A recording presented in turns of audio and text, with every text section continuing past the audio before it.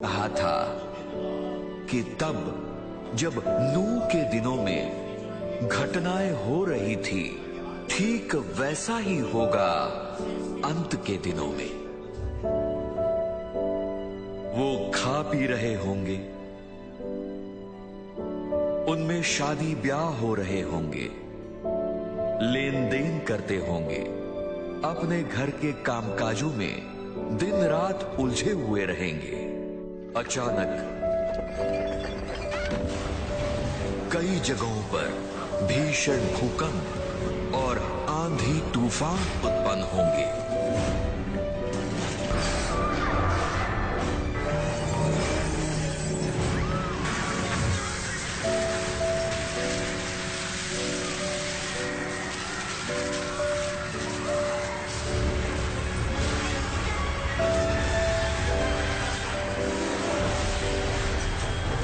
आकाश से आग और गंधक बरसेंगे, समुद्र की लहरें कोलाहल मचाएंगी।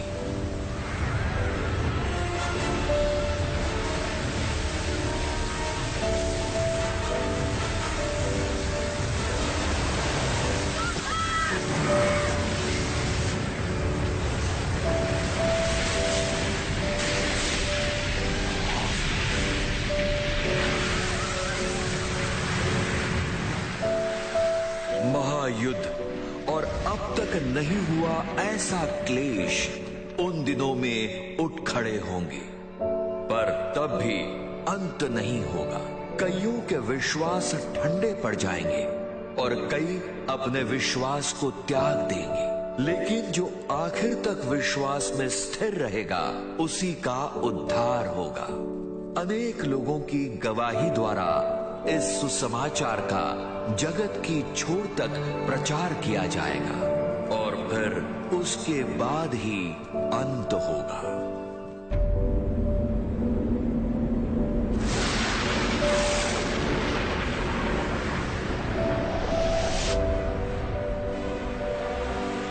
बड़ी ध्वनि के साथ और सामर्थ्य के साथ, एक महान प्रभाव के साथ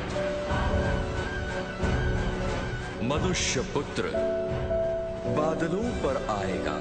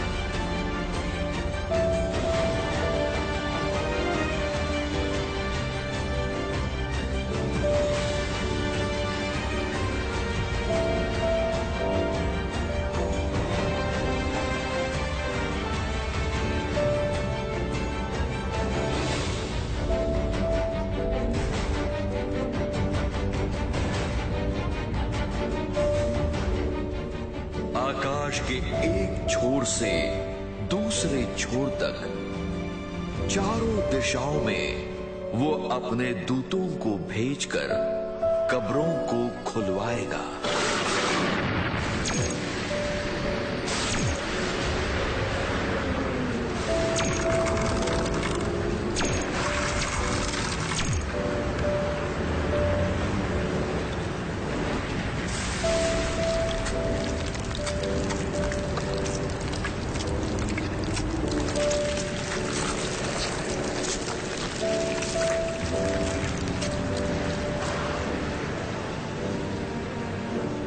बड़ी गूंज के साथ अलग हुई हड्डियां जुड़ जाएंगी, शरीर प्रकट होकर मरे हुए लोग जीवित हो जाएंगे।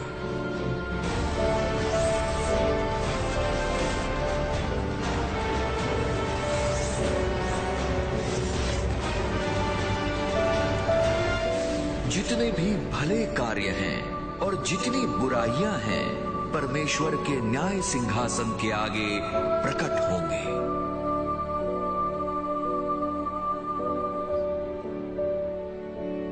पुस्तकें खोली जाएंगी।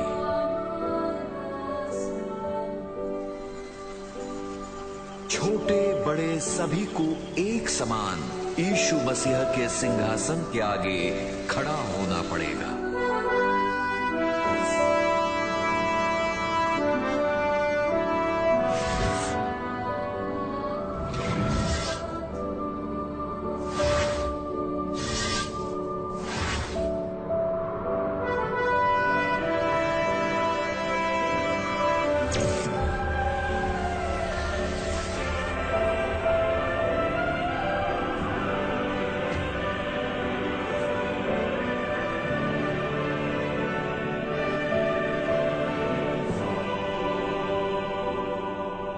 अपने अपने किए के अनुसार सभी का न्याय किया जाएगा।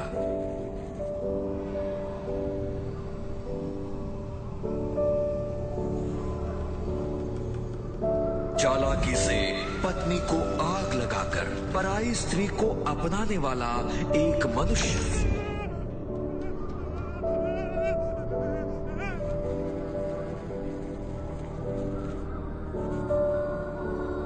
गरीबों की आवाज अनसुनी करके पैसे लूटकर अय्याशी में जीने वाला एक व्यक्ति,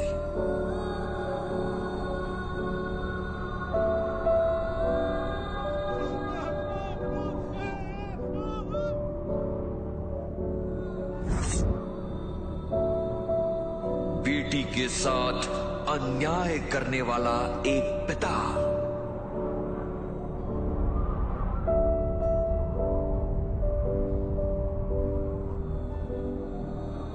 एक व्यभिचारी स्त्री,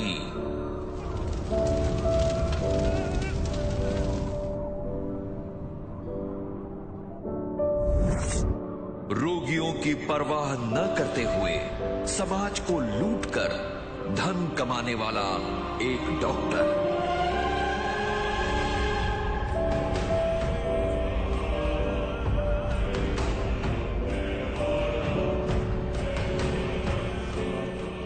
मनुष्य द्वारा बनाई मूर्तियों की उपासना करने के लिए लोगों को विवश करने वाला एक मनुष्य,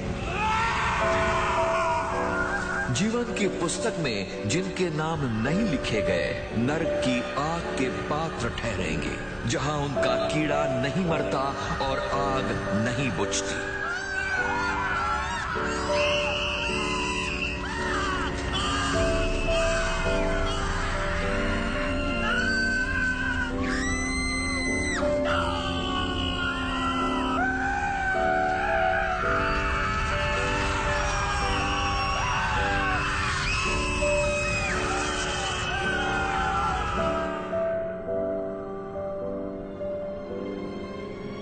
जीवन की पुस्तक भी खोली जाएगी।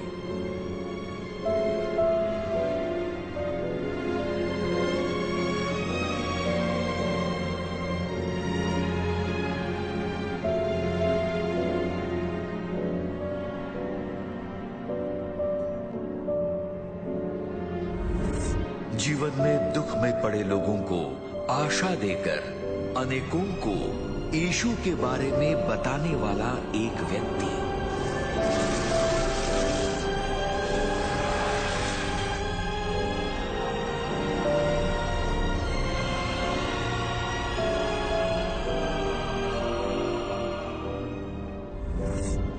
अपनी छोटी कमाई से भी सुसमाचार प्रचार के लिए सहायता देकर परमेश्वर के वचन के अनुसार जीवन बिताने वाली एक स्त्री,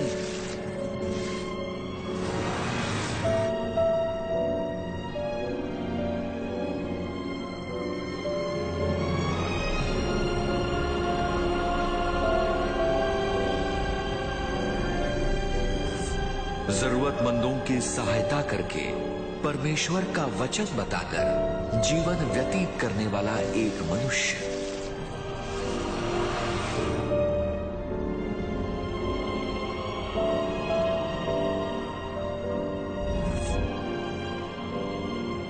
परमेश्वर का वचन सुनकर मन फिराकर मसीह को उद्धारकर्ता और प्रभु के रूप में स्वीकारने वाली एक स्त्री।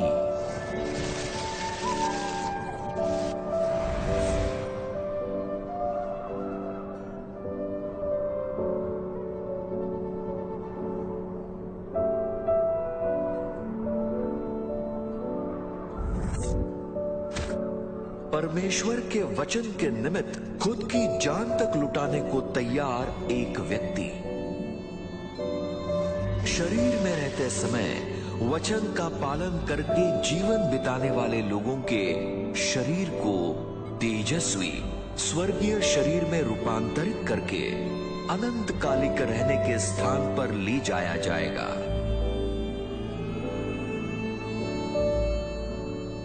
जीवन की पुस्तक में नाम लिखे हुए हर एक को स्वर्गलोक में प्रवेश मिलेगा।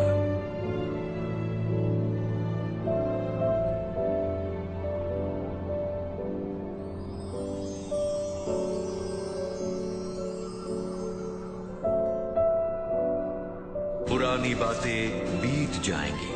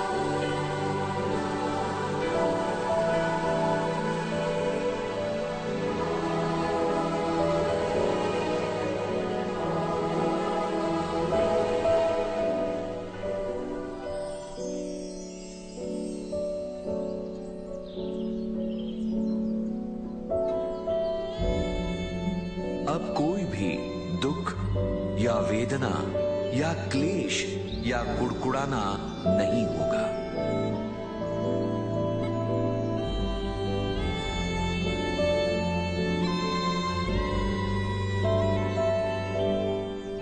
वहां न शत्रुता होगी, ना झगड़े और ना ही द्वेष, बस शांति, समाधान और आनंद ही होगा।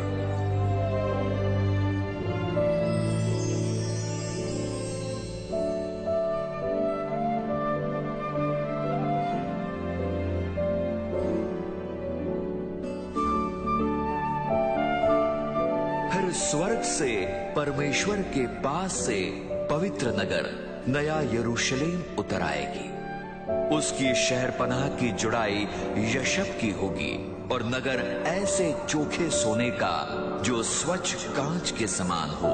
हर एक फाटक मोतियों का होगा। इज़राइल के गोत्रों के और प्रेरितों के नाम उसमें गढ़े होंगे।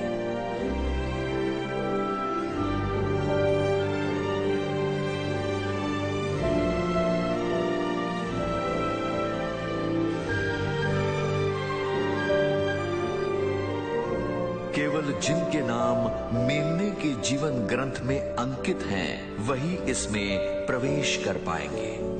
उस नगर में सूर्य और चांद के उजाले का प्रयोजन नहीं होगा, क्योंकि परमेश्वर के तेज से उसमें उजाला होगा। उसके फाटक कभी बंद न होंगे और रात वहां न होगी। सिंहासन से निकलती हुई जीवन के जल की एक नदी होगी वहां पर।